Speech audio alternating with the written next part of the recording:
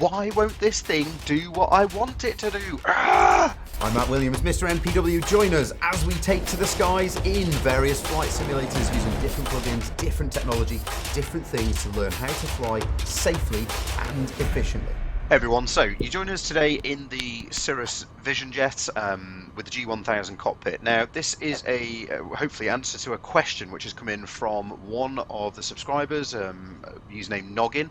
So hi Noggin, thanks for following the channel. Hopefully this helps you out. Now the G1000, you know, quite ubiquitous in terms of the system itself across a plethora of different aircraft. Quite an old system now, although it still seems quite advanced because I guess it is in the GA side of things.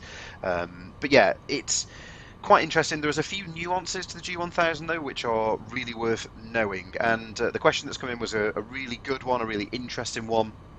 And we're going to try and tackle it today. Now, I am going to do an in-depth series on the G1000 itself, so if you want that, let me know about it. Let me know down in the comments below that you would like me to do that, and I will bump that up the list of priorities if that's something that will help you guys out and get you moving forward. Particularly while, you know, we're all kind of potentially a lot of us isolated at home, and we're getting our teeth into this. So let me know if you want that. Drop that down in the comments below. Don't forget to subscribe to the channel if you haven't done so already. Loads of stuff like this coming all the time. So let's dive in and take a look. So we're flying around in the Vision Jet at the moment, and I'm flying around manually. Okay, not using any of the automation to help me do that. Now, there's a few things to point out. Like I say, I'll walk through all of the different nuances, the different modes, what they mean to us, but there's a couple of things I will point out that are really important to understand and to know. So, first of all, what I'll do is just expand these screens out so that they take up the majority of the screen, so that it makes it easier for you to see. Now, the Vision Jet is a little bit different in the terms of the G1000 in so much as it still uses the same screens as the normal G1000 does, but we've got the perspective system in the Vision Jet here. So that means that the way we input things is slightly different. It's kind of a lot more, I don't know, a lot posher, I would say, a lot more upmarket than you might find in the normal kind of implementation of the G1000 and GA aircraft, where these are apart, and you get the the GMC 1000. What am I on about? You get the 700 panel in the middle, which is where you control all of the modes. But in the Vision Jet, it's slightly different. We do that down at the bottom here. So let's take a look then at what the basic things are in this G1000. So in the center here, we've got our aircraft attitude. And you know, at the moment we've got about, well, there we go, kind of 2.5 degrees nose up, and wings pretty much level.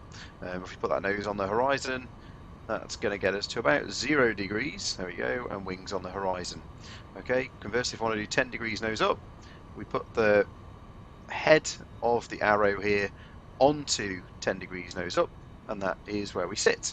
Then in terms of roll, we get, you know, there's 15 degrees. These are in 10 degree increments, and this shows us our angle of bank. So there's 15 degrees, there's 20 degrees, and this here is our ball, so our kind of coordination indicator that we'd normally have on the turn and slip indicator. And if I push the rudder all the way out to one side, you see it goes off to the left. Push it all the way to the other side, it will go off to the right. And if we want to fly in balance, we put that in the center. Now the Vision Jet actually kind of tries to do that itself for us by using the yaw damper and the systems inside the aircraft. So if we want to go back to wings level, then we line the triangles up and put the aircraft on the horizon. So that is what we're looking for there. Now, in terms of what we then want to do, if we want to engage what's known as the flight director, we press FD down here, and this is really important. This is the annunciator panel, okay? And this effectively says what mode we're in terms of roll. So what's the autopilot potentially doing for us in terms of roll? What mode are we in terms of the flight director and autopilot? So now it says FD because we've activated the flight director. And then what mode are we in terms of the pitch mode of the aircraft? And at the moment, I am manually flying roll and pitch of the aircraft without interjection from the autopilot. All I've got on is the flight director. And the flight director is this pink bar here. And effectively, the flight director tells us to do whatever we have asked the autopilot system to do. And that's what the autopilot system actually follows when you've got it engaged. So, you know, effectively what we've done when we turned it on, it's captured the attitude we were at when we switched it on. It doesn't know anything really in terms of what we're asking it to do in terms of heading or height change. So if we just fly the head of the attitude indicator from the AHRS information into the head of the flight director, then we will do whatever we are being asked. So what does that mean to us?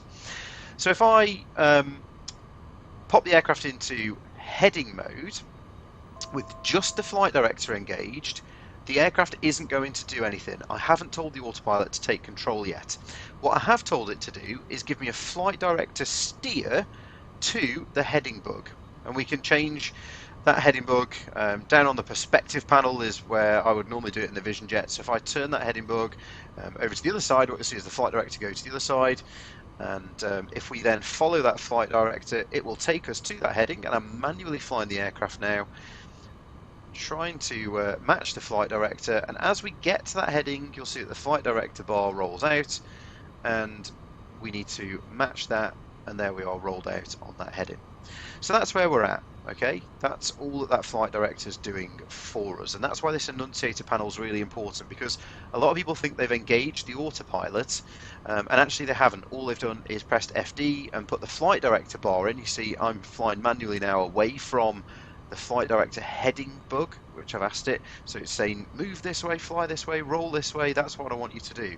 What I'm actually going to do now is get us going back towards land, so that we can set ourselves up for the next part of this. So rolling around to the west, and you can see again now, if I match that flight director bar, it's going to take us around to that heading bug. I'm just going to do that manually as we go.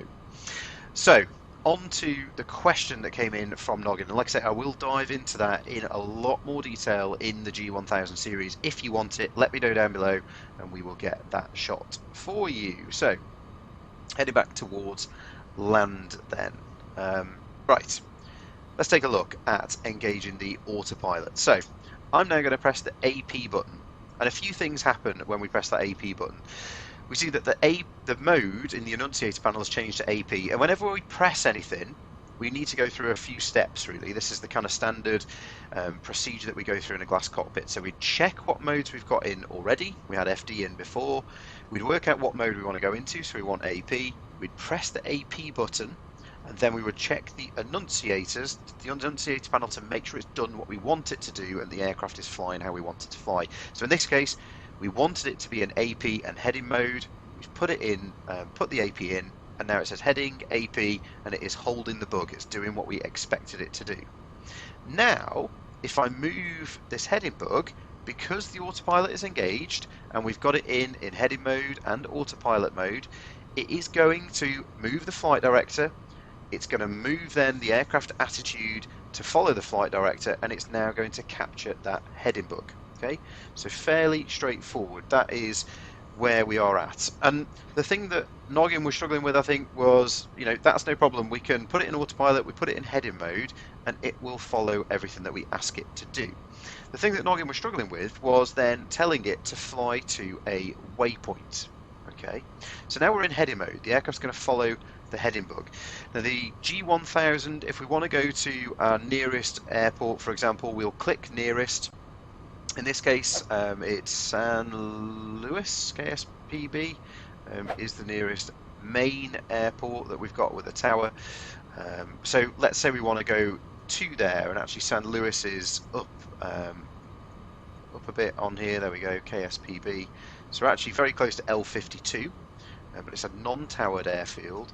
We want to go to KSPB, which is up to the north on 350. So what we're going to do is select that and activate it. So I want to go direct to. So if we wanted to go, down to KCSL, we would use the big knob. You can actually use the small knob as well in this case on the nearest page. To go to KCSL, we could press direct to by pressing D, and we could activate it. But actually what I want to do, bring up the nearest page again, we want to go to San Luis. So we've highlighted San Luis. I'm going to press this D button here, the direct to button, and then it says this is where it is, this is the bearing in the course, this is how far away it is, would you like to activate it? And I'm going to click enter to activate. We can see now that that's put a direct line to there on the GPS, but it hasn't done anything else. Okay, If we look over on the nav side, it's put a line from where we were when we said we want to go direct to San Luis, and that is correct. It's also put direct to above the annunciator panel on the nav annunciator here to KBSP. It's telling us how far away it is, and it's telling us the bearing. Now, how do we get the autopilot to fly us to that? So again, we run through the same process that we just talked about. We do those different things. So we make sure that we've got the correct information in. We want to go direct to KSPB, and it's showing the correct information, and it is on the nav page, and we're going away from it here fairly quickly because we haven't slowed ourselves down. So that is what we want. We're in heading mode at the moment with the autopilot engaged. So I want to go into nav mode. So I click nav mode. Now we go through those checks. So we check that it has gone to GPS, which it has, because we want it to capture that GPS line that we gave it. It's in autopilot mode, and it's holding the pitch attitude that we set it to originally. Looking down on here, it's changed to the GPS line. It's telling us that we're cross-track by 3.6 miles. It's turning us in the correct direction, and we can check that out on the nav page here. It's turning us, and it'll put us now on an intercept course. So I expect it will roll us out on probably about 290, about 300, something like that. It's going to put us on an intercept course to intercept this GPS line that we put on in the first instance and take us towards San Luis and towards that GPS line. And that is it. So it's all about making sure that we've put the correct information into the system, which we did by going into the nearest page, choosing where we wanted to go, clicking that D on there. And if I go into San Luis now, KSPB, press D, enter to activate, we can see now that it has set that line directly to where it is. We're not cross-track anymore. We're saying send us direct to San Luis. We are in nav mode. It's put the correct information on the nav screen. It's doing something sensible, and we've got GPS, autopilot engaged, and the pitch mode as well. So that is what we want it to do. Now, one thing that does catch people out, let's move this heading bug around. And again, I will cover this in detail in the Garmin 1000 training, because this is something that I've seen live catch people out, not on the G1000. I've never flown G1000 in the air, but when we were teaching people on the Puma 2 and teaching them glass cockpits, so the EC225 as it was, this is one of the things that caught people out. There's a difference between standby modes, activated modes, captured modes, and basic modes. And again, I'll explain all of that as we go, but what a lot of people think is that if I now drop out GPS, so say air traffic have asked us now to turn right for traffic heading 330, what a lot of people would then do is press heading mode, then that will turn us onto that 330. What we find is that a lot of people then potentially press the nav mode to drop us out of nav, and actually what that does, I'll show you again. So I press nav to capture nav, and we know that's going to take us to San Luis. Okay, and we're quite close to the overhead of the airport, so that's going to do its best now to get us there. Again, I've pressed nav, it's capturing the GPS. The GPS is pointing in the correct direction, it's doing what we expect it to do, and it's holding us at 8,000 feet. So that's all making sense. So say now air traffic have asked us, and this is a nuance of the perspective version. This doesn't necessarily work this way in the G1000 when you're working it in other GA aircraft. So we're arriving at that waypoint. If air traffic now asks us to turn right 330 for traffic, we've set 330 on the heading bug. What I've seen in the past a lot of people do is press nav to disengage nav. And what you'll actually see happens is that we've got the autopilot still engaged, aircraft is still continuing on its original heading, so against what air traffic control have asked us to do. Excuse me, that's because the nav mode, when you disengage it, all it does is go to a roll capture. It doesn't go to a heading capture mode. We need to tell the perspective system, the G1000 system, that we want it to move to a heading mode. So rather than just disengaging nav and expecting it to fall back to that heading bug, we physically need to press heading. And this is where that check is so important, when we check that the aircraft is doing what we want it and need it to do. Because if we just disengage nav, because we don't want it to follow GPS, we want it to go to the heading bug, then actually, if we've gone through the checks, so we want it to come right, so we set the heading bug, we'd press nav, disengage that nav mode, we'd have seen that it just goes to a roll mode and the heading didn't change. Okay, we'd have seen that, worked out that something wasn't quite right. Hopefully then we'd have worked out that we need to press the heading mode, and then we are good to go. The same catches people out, by the way, when we are when we disengage the heading mode. It goes into a roll mode, and people see AP. Oh, okay, yeah, I've still got the autopilot engaged. No, now the bug, we can move the bug, but the aircraft doesn't see it. We then need to go back, press that heading mode again, flight director moves, and the aircraft moves to capture the heading bug. So there we go. That is hopefully an explanation of how to capture a nav kind of mode to a facility using the nearest page. And again, I'll just do a very quick demonstration of that because that was the thing that was catching us out. So we are in heading at the moment. Autopilot engaged, altitude holding us at 8,000 feet. So if I go to nearest, say we wanted to go to L52 now at Oceano, we come down to L52, we press D. It says we want to go direct to L52, press enter. We can see that it's gone to L52. The heading bug has stayed where it was, but we've got this line now that goes to L52. We can check that that makes sense, which it does because we're up here and we've got a line down to L52. So now if I wanted to engage that, I'd pop it into nav mode, check that we've gone to the GPS mode, which we have. We're in autopilot, we've got 8,000 feet, the aircraft is turning around to the left, which is what we expect it to do. And then we can check to make sure that those things are working. So the aircraft is turning left, it looks like it's turning left to intercept that track line to L52. We can see it turning left here and on the HSI. We're cross-track by probably about 2.25 nautical miles is what we'll get out to. I expect the aircraft to come left onto about 105, something like that, to intercept that heading and intercept that track line and get us moving out on the track.